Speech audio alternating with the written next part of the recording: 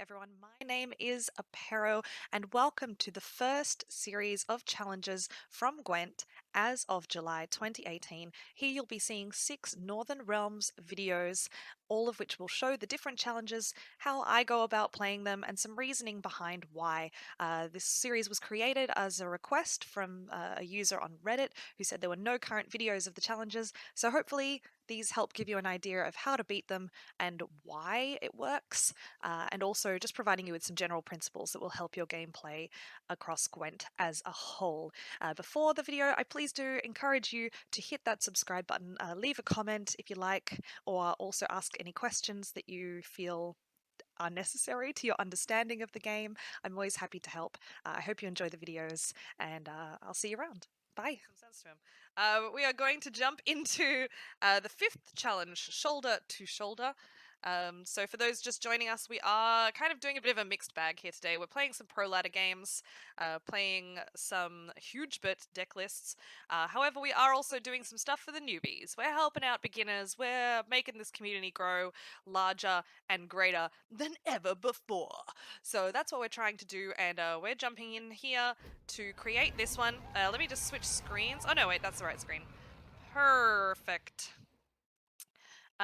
So here we are doing shoulder to shoulder, so let's have a little read of what this says. Henselt would often say 2 heads are better than 1, and 3 even better still. Thus he'd always order his troops to march into battle in 3s, trios of soldiers fighting shoulder to shoulder. His generals were skeptical of this strategy, but changed their minds when they saw the results. Alright, so that's our little intro blurb, and we've got a few hints here. Bran! This is going to be our enemy leader. Bran can quickly fill his graveyard with units. Watch out, because many Skelliger abilities interact with the dead. No pressure. Henselt can pull all copies of certain allies. Yeah, so we saw that before because I told you guys about the split infinitive, so we know that. So in we go. Let's jump straight in, and I'm just going to change camera angles. Me. Yeah, Nighty Rider. I don't think he would ever do that. Not ever. All right, so let's jump. Here we go. Have I got this? I've got this wrong. There we go. All right, so now we're in our other mode. Alright, so they've dropped the On-Crate Raider. Oh, let's lose that diff first. Okay, they've dropped the On-Crate Raider, which just deals 1 damage to itself. So we are going to keep an eye on what they do. But Bran here, let's have a little talk about him first. Bran is a leader. He's a Skelliger leader. His job, his ability, is to discard 3 cards from the deck and strengthen them by 1. Discard, as it shows us, means to move a card to the graveyard. So basically, you can take 3 cards from your deck and put them in your graveyard. Normally, that would probably not be a great ability, right? You have cards in your deck, that's because you want to play them. But Bran and the decks that play around Bran have a lot of interaction with the graveyard, or they have cards that have special abilities when they hit the graveyard, and therefore it's a little bit special. Strengthening. Strengthening means that you increase the base power of a unit. That's also what we know as the white number. Yeah, if a number goes green, that means it's been boosted. If a number goes red, it means it's been damaged. The base power is always white. So this is the white number. It increases it by 1. So doesn't sound like a lot, but over the course of a game, 1 point can make a huge difference, especially when played over and over again. Alright, so one of the interesting things about the challenges as they are is that we have Royal Decree, but we don't actually know what the rest of our cards are. So it's going to be an interesting Royal Decree. I think given the other cards and decks that we've been playing, Royal Decree will pull us either Geralt or Triss. So we'll wait and see, but that's what I think. Alright, so yet again we're going to open with our Temerian Infantry. It's a good, solid, proactive play. Thins our deck. Yes, please. We will take that.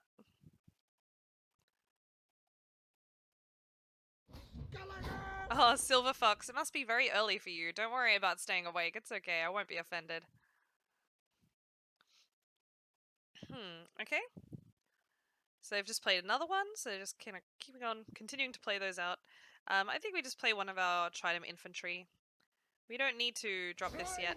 Again, really our only Henselt target is again the Reinforced Ballista.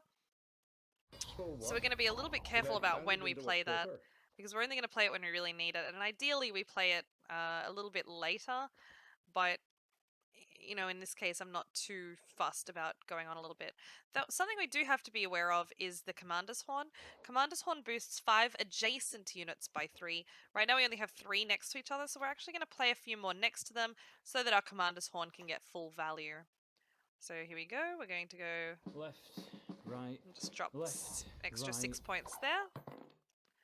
Have some water, because that's important, kids.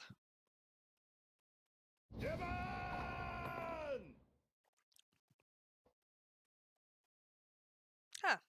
Okay. So they didn't really take advantage of the full spectrum of this card's abilities. It allows you to deal 6 damage, and if by damaging that unit it is destroyed, then the highest unit in your graveyard is strengthened by 3, which is really great. But they don't have any units in their graveyard, and they didn't kill a unit with it, so they decided not to take full advantage of that and just used it as 6 power plus 6 damage. It's a shame for them. I mean, I just kind of feel for them, you know. Alright, let's drop this here. Again and again and again. Placement doesn't really matter in this particular instance, but generally speaking, when you're playing against Skellige, it's a good habit to get into to play lower value cards to the left and higher value cards to the right, because they have what's called Skellige Storm, and Skellige Storm impacts from left to right, so playing the lower units at the front might help you a little bit. It's just a good habit to get into, frankly. Alright, so now we have those all set up, so let's just play our Commander's Horn now. Skellige! What is it? Alright. Maybe we even drop Trolololo now and then Death Mold. Or we could actually bring out, just thinking, what would be less useful to us? Nah, we'll hold off on that. Because it gives it an extra 2-point boost, and we don't really need that for now, I should say. Let's drop Trolololo.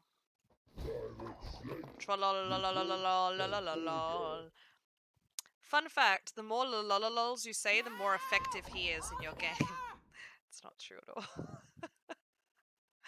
Alright, let's drop Priscilla now, because we don't have that many units left, and she might not find full value in a later round. Plus, at this point, she's going to put us ahead by 16 points, and it could be that our opponent cannot keep up with the 16-point boost. So let's try it.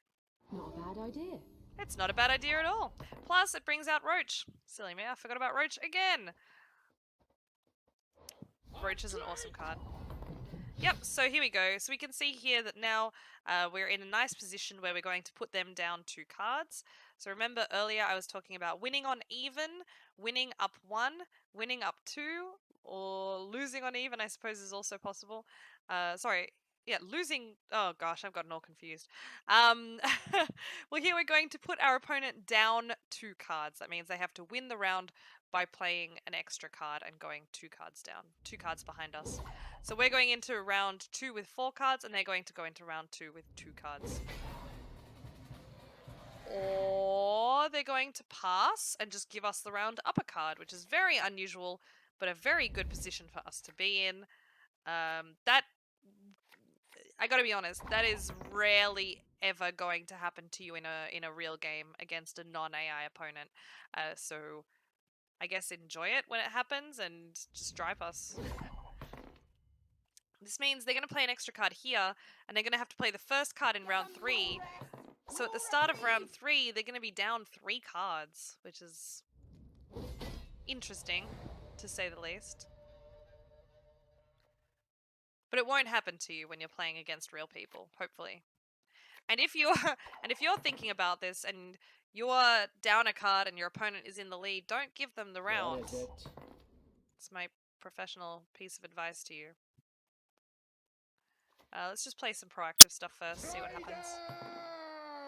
So here we might actually see some interaction with the graveyard. We haven't seen a lot of it yet. Well, they haven't used Bran. Aha, here we go. This, I'm really glad they played this card. This is a prime example of one of the resurrection cards of Skellige. It is probably one of the most often played cards in the game for Skellige decks. You will see this card so much. Priestess of Freya allows you to resurrect a bronze soldier, and it's a 1 power card. but it gives you the ability of that soldier again. You know, it's a good. It's just a really solid card, and you'll see it in every Skellige deck, so get used to it. Importantly, it only allows you to resurrect a bronze soldier. So, of course, if you're looking at their graveyard, only the cards that have soldier on them are things that they can resurrect. If they resurrected a shield maiden, it would only bring out a 3-point unit. It wouldn't bring out the other two, by the way. All right. I think we just deal some damage. Let's just hit our Uncrate. There we go. Nice.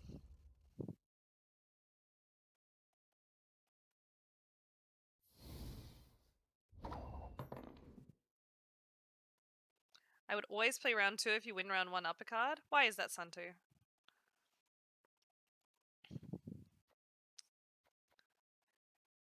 Okay. We're just gonna drop our Trident Infantry. Again, I'm kind of waiting with our Wombo combo. So we'll see.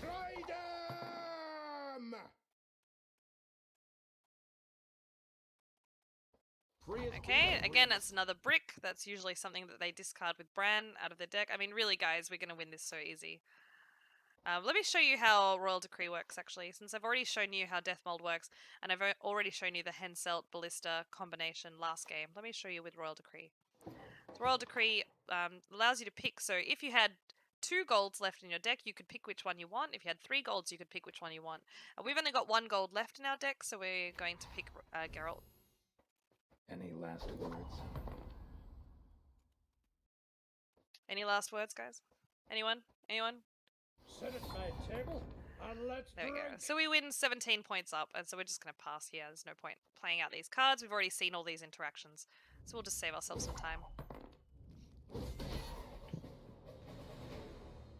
There you have it. Hi again, Apero here. If you did like this video, please do hit the like and subscribe button, and feel free to leave a comment or question if you so desire. I will see you around. Bye.